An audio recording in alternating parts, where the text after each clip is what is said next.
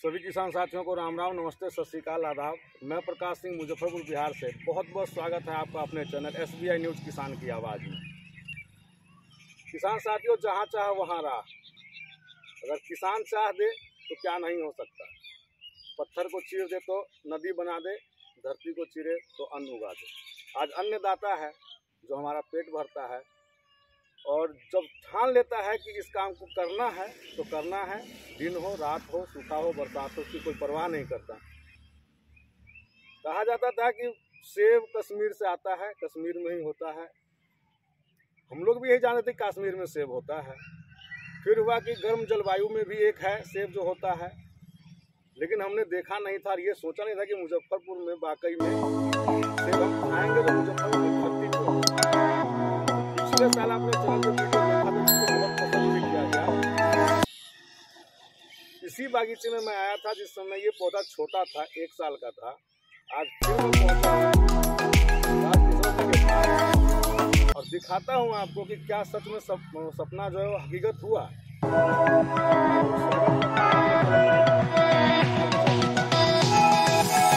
प्रेम जी हैं साथ में, तो आज हम लोग पूरी जानकारी लेंगे राजकिशोर जी से कि आखिर क्या क्या किया इसमें इन्होंने और कैसे हम लोगों को इस साल जून में अपने मुजफ्फरपुर का सेब खाने का सौभाग्य प्राप्त होगा। तो राजकिशोर जी, पिछले साल मैं आया था तो पौधे छोटे थे जी। किसानों ने देखा चैनल को, वीडियो को, कमेंट आया कि ऐसा होता नहीं है, ऐसा होगा नहीं। चाहे अभी भी किसी को कहते हैं तो हर कोई विश्वास नहीं करता। कहता अगर सेब अपने यहाँ कैसे हो जाएगा, मुजफ्फरपुर में कैसे हो जाएगा जी। तो ये कैसे संभव है, कौन सी वेराइटी है, कितने तापमान तक हो सकता है, हमारे किसान साथियों को आप ये जानकारी दें जी। सबसे पहले तो अपने सभी किसान साथियों को नमस्कार, और आप दोनों आदमी का भी स्वागत है हमारे बगीचा में जी। और अभी आपने हमारे नवली पंचायत में जो सेब की गाछी लगी हुई है उसमें आपने अभी आया, पिछले साल भी आया जी। इसके लिए आप दोनों आदमी को बहुत बहुत धन्यवाद। और सबसे पहले ये पिछले साल आप आए, इसमें वीडियो बनाए देखे, तो उस समय काफ़ी छोटे पौधे थे और मैंने आपको बताया था कि वो दिन दूर नहीं, मैं आपको इसी बगीचे से फल खिलाऊं जी। बिल्कुल बिल्कुल आपने तो हाँ, तो इसीलिए इसमें विशेष कुछ नहीं है। नवंबर जैसे में आपको समय आए थे तो उस समय आपने देखा वो जो पौधे छोटे थे, उस पौधे को जब नवंबर दिसंबर का टाइम आया तो उसको सबसे पहले मैंने प्रोनिंग किया। उसके बाद उसके नज़दीक जो खाद है DAP और उसमें पोटास की मात्रा, कुछ नाइट्रोजन, नीम की खल्ली, कुछ कीड़े की दवाई वगैरह सब उसके मिट्टी में डाल दिया। उसके बाद फिर फरवरी में ये फ्लावर अभी आ गए और अभी मार्च का टाइम है, तो मार्च के टाइम में फरवरी में फ्लावर कंप्लीट करके मार्च में फ्रूटिंग स्टेज में आए। तो आपने देखा है कि मेरे बगीचे में काफ़ी लगभग मैक्सिमम पौधे बहुत सेट कर रहे हैं। हर पौधे पर फ्लावरिंग भी है किसान साथियों, फ्रूट भी सेट हो चुका है और फ्रूट की मात्रा 1-2 नहीं है, गुच्छे में है फ्रूट और टोटल बंच में जी बंच में है और कोई कमी नहीं है फल की इसमें। तो ये कितने तापमान तक ये सर्वाइव करता है? सर जी ये 48 डिग्री टेम्परेचर तक बहुत अच्छा सर्वाइव करती है। और ये एक्चुअली होता है कि ऐसे लोग, सेब तो बहुत है, 750 प्रजातियां हैं पूरे वर्ल्ड में, लेकिन हम सिर्फ 2 ही कैटेगरी में डालते हैं। एक होती है बर्फ़ वाली, उसको बर्फ़ चाहिए, और एक होती है ये सनलाइट वाली, उसको सूरज की रोशनी चाहिए। तो ये 48 डिग्री टेम्परेचर तक अच्छा काम है। तो अगर कोई किसान साथी चाहे कि जैविक तरीके से हम इसको करें, अरे तो जैविक क्या, हम भी तो जैविक ही कर रहे हैं, अपना कीटनाशक बनाते हैं और उसी का छिड़काव करते हैं। क्योंकि हम लोग का जो है, मेरा खुद आप देखते ही होंगे कि जैविक की तरफ ही मेरा काम है। अपनी बागवानी और जैविक करते हैं, किसानों को सलाह देते हैं कि किसान साथियों जैविक जितना हो सके उतना कीजिए। ऐसी अवस्था आए कि अगर लगे कि जैविक से थोड़ी सी परेशानी कहीं आ रही है तो थोड़ा बहुत केमिकल यूज कर लीजिए, क्योंकि 100% जैविक काम नहीं करता। कभी होता है ऐसा कि कुछ बीमारी ऐसी आ जाती है जो कंट्रोल नहीं हो पाता है।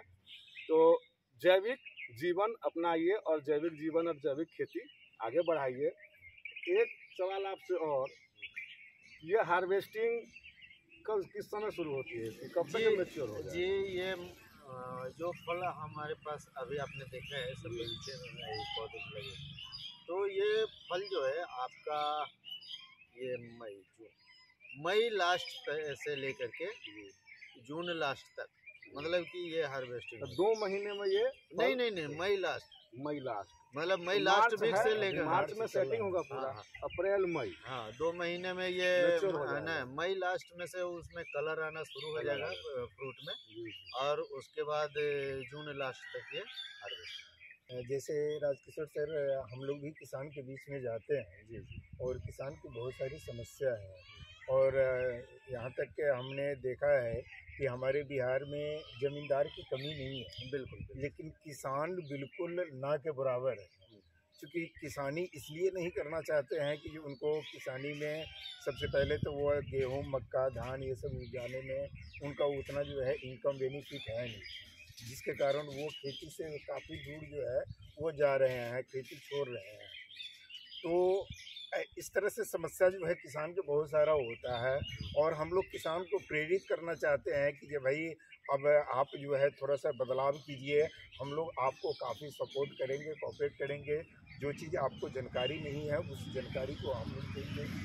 नई खेती की तरफ जो है आइए, जैसे हो गया ये अभी आपने यहाँ पे बिहार में मुजफ्फरपुर में सेब की खेती करके ये माने प्रमाणित कर दिए हैं कि अपने बिहार की धरती पे, अपने मुजफ्फरपुर की धरती पे सेब भी जो है उगाया जा सकता है। बिल्कुल उगाया। अमरूद जो है बाहर से आयात होकर के बड़े बड़े अमरूद आता है। हमारे मुजफ्फरपुर में भी एक किसान है जो अमरूद के विगत पैमाने पर जो है वो खेती कर रहे हैं। इस तरह से जो है हर नए नए वैरायटी का खेती हो रहा है, लेकिन ये कुछ ही 1-2 किसान के खेती करने से क्या अपने ये बिहार का ये किसान को स्थिति बदल सकता है। थोड़ा सा किसान के प्रति आप अपना विचार कुछ जो है, अपनी राय जो है दे कि कैसे किसान जो है छोटे वो पैमाने पर जो किसान खेती करते हैं वो भी जो है, जो बड़े पैमाने पर करते हैं वो भी, कि रुझान किस तरफ जाए अभी, या भेड़ चाल में चलते रहे। जी देखिए, एक्चुअली होता क्या है कि आदमी, हर व्यक्ति एक दूसरे का कॉपी करता है, देखा देखी करता है। अब मान लिया कि सर ने गेहूं लगाया, बाजू में मैं भी गेहूं लगा दिया, सर ने आलू लगाया, मैंने बाजू में आलू लगा दिया, तो लोग देखता है दूसरा क्या कर रहा है उसके हिसाब से करता है। लेकिन मेरा उद्देश्य वो नहीं था, मैं सोचता था जो दूसरा नहीं करता है मैं वही करूं, है ना, ताकि हमारे एक अलग पहचान हो। मैं एक अलग करना चाहता हूँ ताकि हम अपनी पहचान, अपनी रास्ता खुद बना सकें। तो इस तरीके से हमने अलग किया। तो आपको ये सराउंडिंग 200 पेड़ है, और वैसे बोलना नहीं चाहिए, 200 पेड़ से मैं सालाना 1 लाख रुपया भी इनकम कर रहा हूँ, है ना। बाद में ये हमारा 5 लाख तक जाएगा, है ना। मैं अपने इसलिए मैं बोल रहा हूँ कि 1 लाख अभी मान लें कि हमने इससे प्लांट बनाया, है ना, हमने प्लांट बनाया, प्लस मेरा ये फ्रूट हुआ, तो अभी 1 लाख में है। लेकिन मैं इसको 5 लाख और 5 लाख से 10 लाख, लगभग हम 200 पेड़ से 10 लाख रुपया इनकम करके मैं आपको बताऊँ। तो ज़्यादा नहीं, मेरे पास ये 5 कट्ठा खेत है, 5 कट्ठा नहीं, इसमें 5 कट्ठा 10 कट्ठा खेत है। 10 कट्ठा में से मैं 10 लाख का टारगेट रखता हूँ कि मैं आने वाला समय में 10 लाख में किसान साथियों, वीडियो लंबी जरूर होगी, लेकिन आप ही के फायदे की बात है तो थोड़ा समय दीजिएगा। तो आपकी जो प्रेरणा है, अगर किसान साथी इसको अपनाएं, देखिए हम लोग भी प्रेरित करते रहते हैं किसानों को कि देखिए एक ही ढर्रे पर चलेंगे तब तक तो बागवानी में मेहनत कुछ नहीं, कितनी है, पहले साल मेहनत जरूर है, ये नहीं कहें कि बागवानी 2-3 साल तो बहुत मेहनत। कुछ फ्रूट ऐसा है जिसमें आपको 3 साल भी इंतजार करना है, मेहनत भी करना है। तो अगर हम दिल्ली, बनारस, कलकत्ता जाते हैं, 12,000 की नौकरी करते हैं, 12 घंटा काम करवाता है। बिल्कुल। अगर इच्छा होगी कि नाश्ता कर आए, लेकिन भैया 5 नहीं बजा है, नहीं जा सकते हो, इजाज़त नहीं है। तो अगर उतनी मेहनत अगर हम अपने 10 कट्ठा ज़मीन में करते हैं तो 12 का छोड़िए 50,000 महीने का हिसाब आया किसान साथियों। ये बात फैक्ट है और वो सिद्ध करके राजकिशोर जी ने दिखाया है। तो राजकिशोर जी की बातों को ध्यान से सुनिएगा, सोचिएगा इस चीज़ को कि क्या सच में 10 कट्ठे से 10 लाख रुपए कमाते हैं। और इसका प्रमाण मैं फिर दूंगा और आऊँगा जब फल मैच्योर हो जाएंगे उस समय।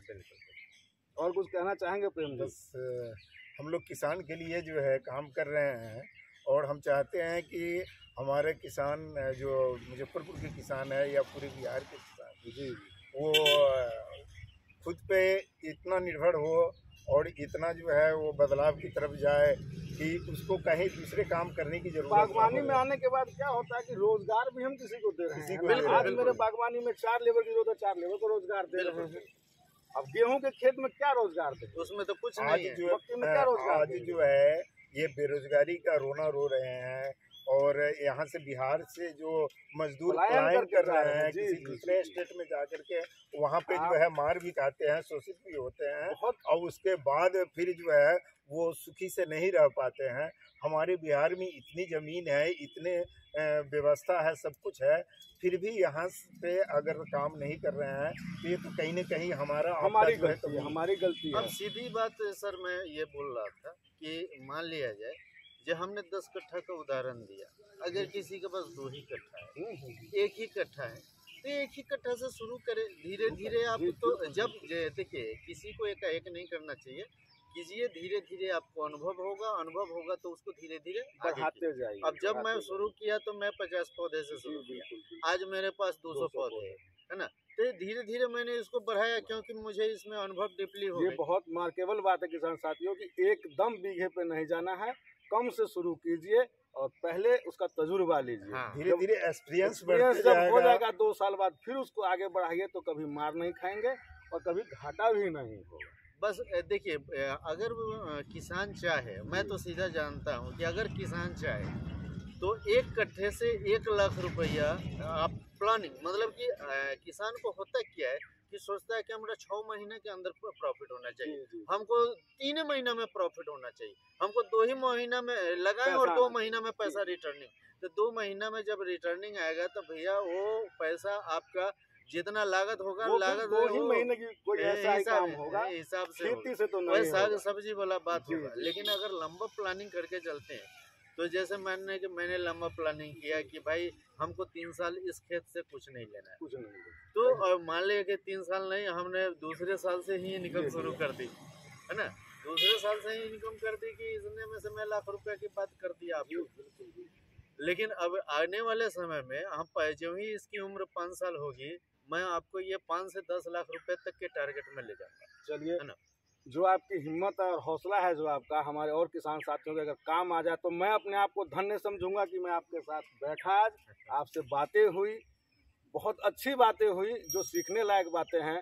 तो किसान साथियों, वीडियो लंबी हुई इसके लिए माफ़ी चाहूँगा, लेकिन अगर कुछ लिखना हो, कुछ बातें बाकी रह गई हो तो आप कमेंट करके ज़रूर बताएं।